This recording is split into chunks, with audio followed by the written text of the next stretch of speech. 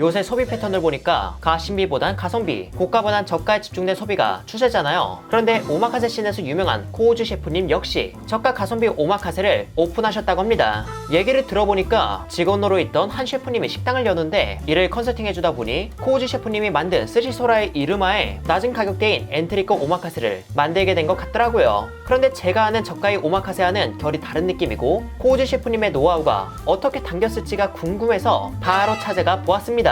정식 오픈하고 이틀차에 찾아갔는데 어떤 부분이 비슷한 가격대의 오마카세와 다른지, 가성비가 정말 좋은지 솔직하게 리뷰해 볼게요. 코우즈 셰프님의 터치가 닿은 3만원대 오마카세 리뷰, 그 자세한 이야기는 영상을 통해 보시죠.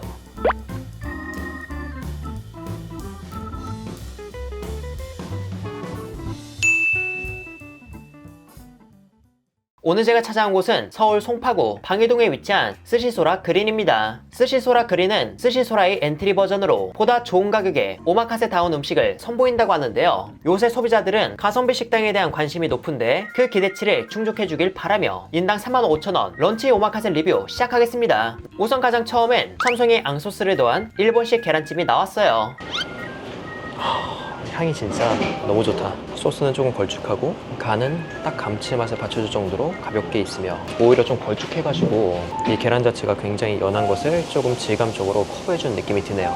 계란찜을 할 때 계란 자체가 액체잖아요. 그렇다 보니까 이제 무거운 버섯 알맹이들은 다 아래에 깔려 있어요. 그래서 먹다가 이 바닥 쪽을 이제 긁어 먹기 시작할 때쯤 버섯 향이 싹 올라오는 게 굉장히 좋습니다. 이 일본식 계란찜의 양도 적은 편은 아니에요. 계란찜이 끝난 이후엔 초밥이 시작되었는데 가장 처음에 나온 건 다소 예상 밖의 초밥이었습니다. 바로 점성어예요. 점성어는 과거 가짜 참돔이라는 꼬리표를 달게 되어 인식이 좋지 않지만 생선 자체를 보면 육질도 괜찮고 맛도 크게 떨어지지 않으며 무엇보다 가격도 전만큼 저렴하지 않다 보니 이 생선에 대한 편견을 살짝 내려놓아도 좋지 않을까 싶은데 이번 초밥을 통해 이곳의 점성어 초밥은 어떤지 한번 리뷰해보겠습니다. 저는 개인적으로 회 자체에서 좋지 않은 향이 난다거나 식감이 좋지 않다거나 살의 맛이 너무 밍밍하거나 하지 않는다면 횟감으로선 괜찮다고 생각합니다. 그런 점에서 이 점성어는 샤리라고 하는 초대리밥과 만나 개성 자체가 적은 점성어를 나름 꾸며주어 시작으로 괜찮은 초밥이었습니다. 참고로 초대리 밥만 먹으면 짠맛과 향에 있는 초맛이 주로 느껴지고 단맛은 적거든요. 이 부족한 단맛은 간장과 생선 본연의 단맛으로 커버되다 보니 단맛에 익숙한 분들께는 살짝 낯설 수도 있습니다. 그리고 보시는 것처럼 밥이 최소한의 찰기를 가지고 있어 밑바닥에 젓가락을 대고 올려서 먹지 않으면 쉽게 모양이 무너진다는 것도 참고해주세요. 다음은 광어입니다. 광어 같은 경우는 하루 숙성했다고 하고요. 위에 간장도 발라주셨습니다.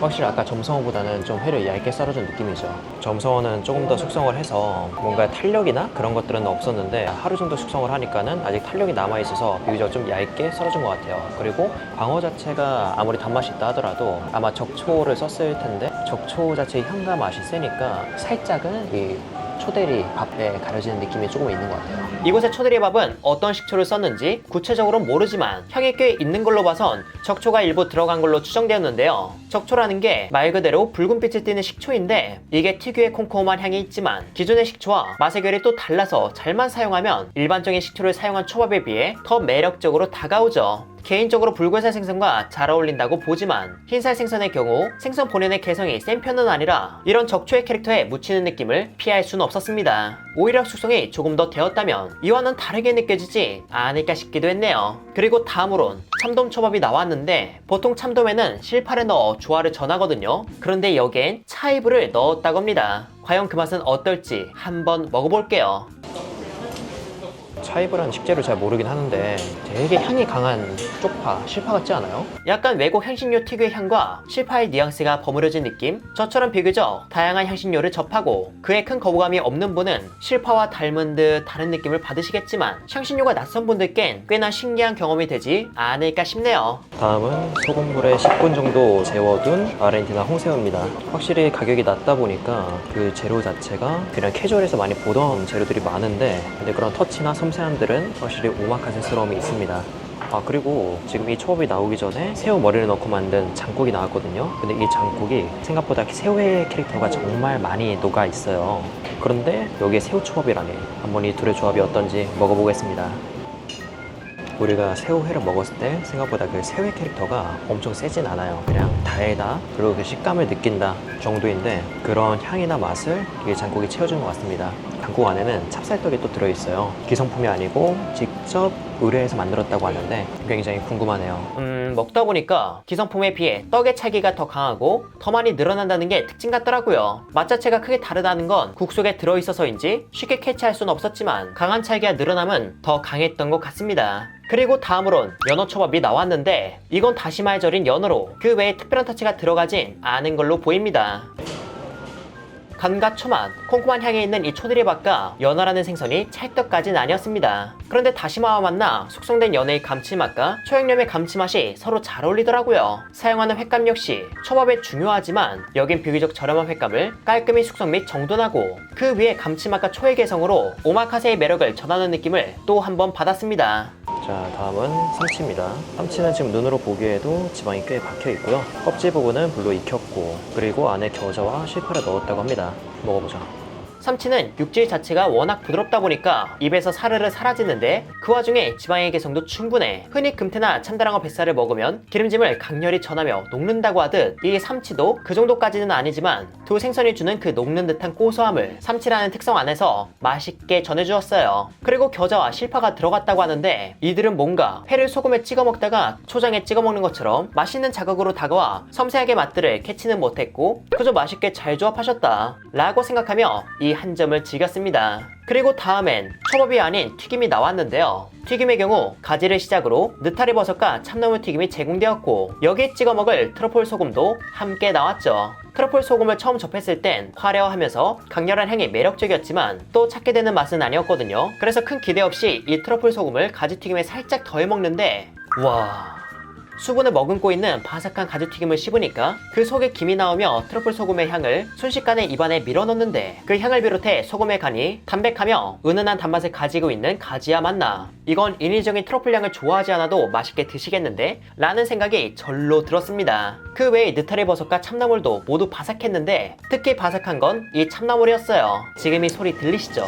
참나물이 얇다 보니까 유독 바삭하더라고요. 그러면서 기름의 온도도 적당해 느글거림이나 기름짐도 크게 튀는 것 없이 각 재료의 질감을 즐기며 맛나게 먹었습니다. 자, 다음은 간장 소스에 절인 참치 속살입니다. 먹어보죠.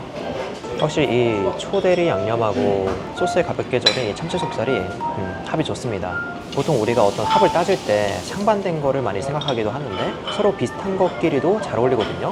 근데 초 양념 자체도 짠맛이 있고 그다음에 초 맛이 있으면서 그 속에 살짝의 향이 있고 간장 소스에 절인 참치 속살 같은 경우도 참치 본연의 그 향과 산미가 있고 거기에 감칠맛 좋고 달큰하며 간이 있는 이 간장 소스가 만나니까 이 둘이 비슷하면서 합이 괜찮다는 생각이 들게 한 그런 조합이었습니다. 그리고 바로 이어서 참다랑어 중뱃살이 나왔습니다. 참다랑어 중뱃살은 군더더기 없는 맛이었고요. 앞서 먹은 간장 소스에 가볍게 절인 참다랑어 속살처럼 부드럽게 입에서 녹아내리지만 참다랑어 속살에서 느낀 감칠맛과 산미가 줄어들고 여기에 참치의 고소함이 적당히 올라왔다. 이게 제가 느낀 두 초밥의 차이점이었습니다. 감칠맛은 비교적 적어졌지만 타이밍상 적당한 고소함을 원했는데 개인적으론 좋은 타이밍이었네요. 그리고 다음 역시 불고살 생선 초밥이 나왔는데 이번엔 제빵어입니다. 제빵어의 경우 마늘과 자주 곁들여 내어주시곤 하거든요. 이곳 역시 제빵어를 불로 살짝 터치했음에도 마늘의 개성이 훨씬 더 확고하게 느껴졌고 그게 또 약간의 찰기 속 담백함과 감칠맛을 지닌 제빵어와 찰떡이라 다소 익숙한 조합이었지만 맛있게 먹었습니다. 참고로 제빵어와 마늘의 조합은 다진 마늘을 더하기도 하고 튀긴 마늘을 더하기도 하며 업장마다 조금씩 개성이 다른데요. 여긴 마늘의 매운맛이 크게 튀진 않지만 그럼에도 그 개성이 은근히 있다 느꼈습니다.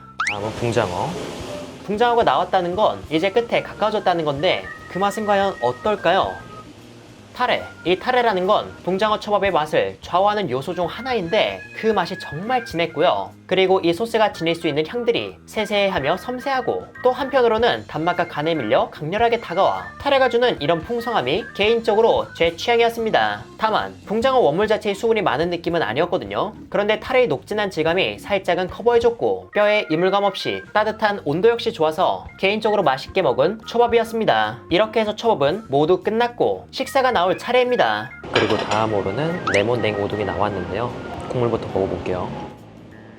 제가 라임을 사용한 냉우동이나 소바는 맛본 적이 있는데 레몬이 들어간 건 처음이라 몹시 궁금했거든요. 일단 국물 자체의 단맛이 크게 느껴지지 않고 맛은 간과 신맛이 주를 이루는 드라이한 맛이었습니다. 그리고 이런 맛 속에 레몬의 향긋함이 묻어있는 산뜻함이 신맛과 함께 다가와서 간과 신맛이 주된 맛이었음에도 크게 부담스럽진 않을 듯 했죠. 그리고 감칠맛은 간을 통해 올라왔지만 이 우동은 감칠맛에 집중했다기보단 포만감을 채워주며 입안을 헹궈주는 느낌에 더 가깝지 않나 싶었습니다. 참고로 면은 겉면을 사용해서 설이 근 건 아니지만 살짝의 단단함이 있어 불었다는 질감 없이 깔끔하게 즐길 수 있었고요. 그런데 이 소바를 보면 면의 양이 또 그렇게 많진 않잖아요.